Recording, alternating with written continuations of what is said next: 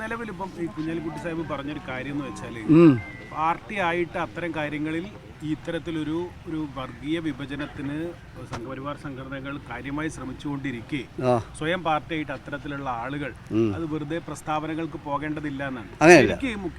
കുഞ്ഞാലിക്കുട്ടി സാഹിബ് പറഞ്ഞത് വ്യക്തമാണ്, നിങ്ങളെല്ലാം വിലതരുണ്ട്. അദ്ദേഹം പറഞ്ഞൊരു കാര്യം, മുസ്ലിം ലീഗിൻ്റെ നിലപാട് താങ്കൾ പറഞ്ഞിട്ടുണ്ട്, കൃത്യമാണ്. അതുകൊണ്ട് തന്നെയാണ് ഞാൻ കൂടുതൽ വിശദീകരിച്ചത്.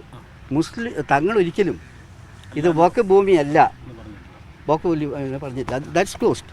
അതിൽ പിന്നെ പുതിയ ചർച്ചയുടെ ആവശ്യം ഉദിക്കുന്നില്ല. അങ്ങനെയല്ല, വളരെ വ്യക്തമാണ്. ഞാൻ പറഞ്ഞല്ലോ, മുസ്ലിം ലീഗിൻ്റെ നയങ്ങൾ പറഞ്ഞത് എല്ലാം തന്നെ നേരത്തെ തന്നെ വ്യക്തമാക്കിയുള്ള കാര്യങ്ങളാണ്. അത് വ്യക്തമാണല്ലോ. മുസ്ലിം ലീഗ് പറഞ്ഞിട്ടില്ല, എന്ത് പറഞ്ഞിട്ടില്ല, ഇത് വഖഫ് അല്ല എന്ന് മുസ്ലിം ലീഗ് ഒരിക്കലും പറഞ്ഞിട്ടില്ല.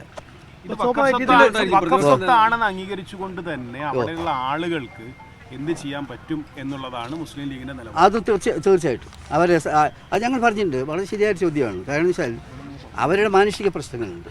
ആ മാനുഷിക പ്രശ്നങ്ങൾ എന്നുള്ളതിൽ അവർക്ക് ഒരു ഹാർഡ്ഷിപ്പ് എങ്ങനെ പരിഹരിക്കാമെന്നതിനെ പറ്റി ഞങ്ങൾ മുൻകൈ എടുക്കും. തീർച്ചയായിട്ടും ഞങ്ങൾക്ക് സംശയമില്ല കാര്യമായത്. ഈ അലഹബാദ് ഹൈക്കോടതിയിൽ ഒരു ജഡ്ജി VHP പരിപാടിയിൽ പങ്കെടുത്തുകൊണ്ട് ആ ഇഷ്യൂവിൻ്റെ അത്ര ഡീറ്റെയിലേക്ക് ഞാൻ പോയി. ഒരു കാര്യമാണ്, നമ്മുടെ 250 സ്മാരകങ്ങൾ ഇന്നത്തെ അത് യഥാർത്ഥത്തിൽ നോക്കട്ടെ. ഇന്ന് പത്രത്തിൽ ഞങ്ങൾ വായിച്ചു. പത്രത്തിൽ ഇത് ഈ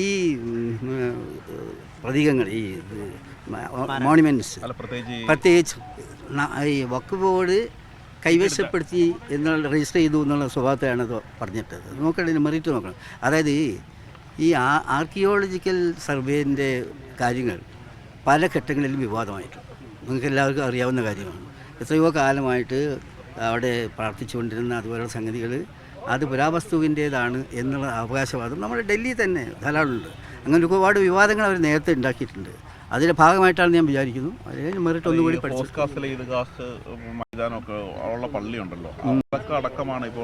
അതെ അവർക്കെല്ലാം അറിയാം. നമ്മൾ മറ്റു വിഷയത്തിൽ സംസാരിച്ച പോലെ തന്നെ ഇമാതിരി ഓരോ വിവാദങ്ങൾ ഉണ്ടാക്കി അവകാശവാദങ്ങൾ തുടങ്ങിയല്ലോ. ഇപ്പം തന്നെ ഏതാണ്ട് ഞാൻ ഇന്നലെ പത്രത്തിൽ വായിച്ചത് 12ഓളം പള്ളികൾ സർവേക്ക് വേണ്ടി 25 പള്ളികളിൽ അവകാശവാദം പുതുതായിട്ട് വന്നിട്ടുണ്ട്.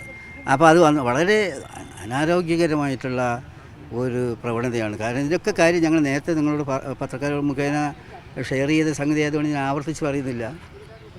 ഈ ഗ്യാൻവാപ്പി കേസിൽ അന്നത്തെ ജഡ്ജി നടത്തിയിട്ടുള്ള പരാമർശനം ഇവിടെ കൂടുതൽ സങ്കീർണതയ്ക്ക് വഴി ഉണ്ടാക്കാൻ പറ്റുന്ന വിധത്തിലാണ്. എന്താ പറഞ്ഞത്? ഞങ്ങൾ മറ്റൊന്നും പള്ളി ഇതാക്കൊന്നും ഞങ്ങൾ പറഞ്ഞത്, കോടതി പറഞ്ഞത് ഞങ്ങൾ സർവേ നടത്താനേ പറഞ്ഞിട്ടുള്ളൂ. സർവേ പിന്നെന്തിനാണ്?